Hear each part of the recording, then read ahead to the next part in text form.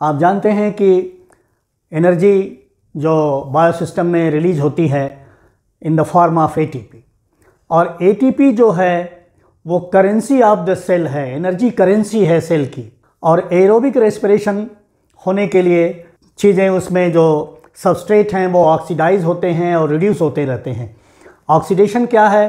Removal of electrons या removal of hydrogen, hydrogen का निकलना या इलेक्ट्रॉन्स का निकलना, ये ऑक्सीडेशन है। और जो सब्सटेंस या जो मॉलिक्यूल उसको एक्सेप्ट कर रहा है वो रिड्यूस हो रहा है।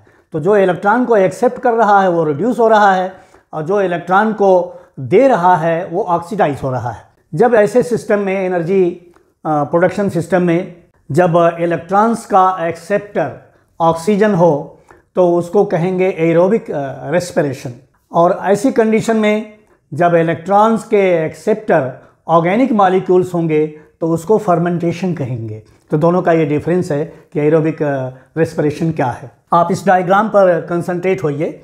ये देखिए, जो जिस चीज़ से एनर्जी मिलती है पहले वो है ग्लूकोज। कार्बोहाइड्रेट से हमें एनर्जी मिलती है, और ग्लूकोज जो है वो एक 6 कार्बन मॉलिक्यूल है।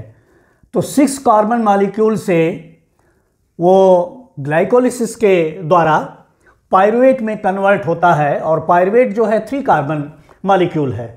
तो ये ग्लाइकोलिसिस जो होती है वो साइटोप्लाज्म में होती है, आउटसाइड माइटोकॉन्ड्रिया होती है। पायरुवेट की एंट्री फिर जाके माइटोकॉन्ड्रिया में होती है, और एक ग्लूकोज से 2 पायरुवेट के मॉलिक्यूल बनते हैं। तो माइटोकॉन्ड्रिया के अंदर पायरुवेट का ऑक्सीडेशन होता है और वो बनाता है acetyl coenzyme A. Acetyl coenzyme A के 2 मॉलिक्यूल्स बनेंगे, क्योंकि 2 पायरुवेट बन रहा है तो 2 मॉलिक्यूल इसके बनेंगे। और दोनों एसिटिल कोएंजाइम ए के मॉलिक्यूल्स क्रेब्स साइकिल का 2 चक्र करेंगे। एक मॉलिक्यूल एक साइकिल करेगा और दूसरा मॉलिक्यूल भी दूसरी साइकिल करेगा।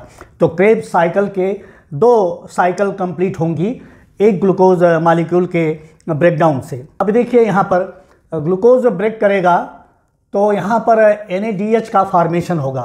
NAD प्लस जो है वो रिड्यूस होगा और वो बनाएगा NADH। वो आएगा माइटोकॉन्ड्रियल मैट्रिक्स में। एसिटिल को एंजाइम ए से भी NADH का फॉर्मेशन होगा, वो मैट्रिक्स में रहेगा। क्रेब्स साइकिल से भी NADH बनेगा और FADH2 बनेगा। तो इतनी चीज़ें जो हैं ग्लूकोज के ब्रेकडाउन से बनती हुई जाएंगी, और ये सभी जो हैं इन्होंने इलेक्ट्रॉन्स को एक्सेप्ट किया है। हाई एनर्जी इलेक्ट्रॉन्स जो हैं इनके द्वारा एक्सेप्ट हुए हैं, और ये जो मॉलिक्यूल्स हैं वो रिड्यूस हुए हैं खुद।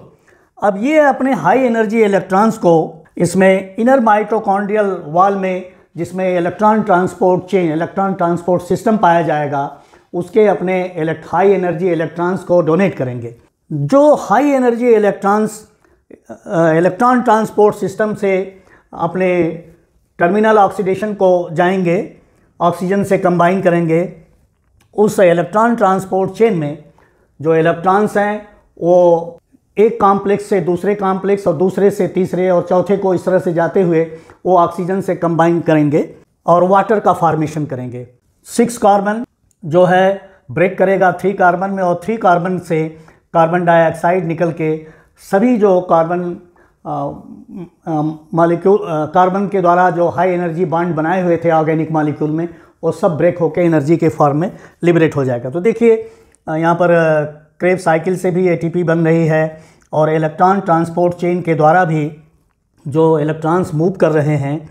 यहाँ पर जो इंटर मेम्ब्रेन स्पेस है, इसमें प्रोटॉन का ग्रेडियंट बन रहा है, और प्रोटॉन के ग्रेडियंट के कारण इनर मेम्ब्रेन पर केनी ऑस्मोसिस के थ्रू ATP का फॉर्मेशन होता है, और वो बल्क में ATP का प्रोडक्शन होता है यहाँ।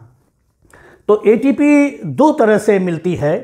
एक तो केमिकल कपलिंग होती है फ्रॉम सबस्ट्रेट बाउंड फॉस्फेट से, पहला तरीका है, या जो है इलेक्ट्रोकेमिकल ग्रेडियंट जो प्रोटॉन का बनता है, और इस इंटर मेम्ब्रेन स्पेस से जब फिर वो प्रोटॉन्स जो हैं डाउन हिल आते हैं, ग्रेडियंट के डाउन हिल, और फिर मैट्रिक्स में आते हैं, रिटर्न होते हैं, उस समय उनकी जो एनर्जी है वो लिबरेट होती है और वो कैप्चर होती है एटीपी मॉलिक्यूल्स के फॉर्म में।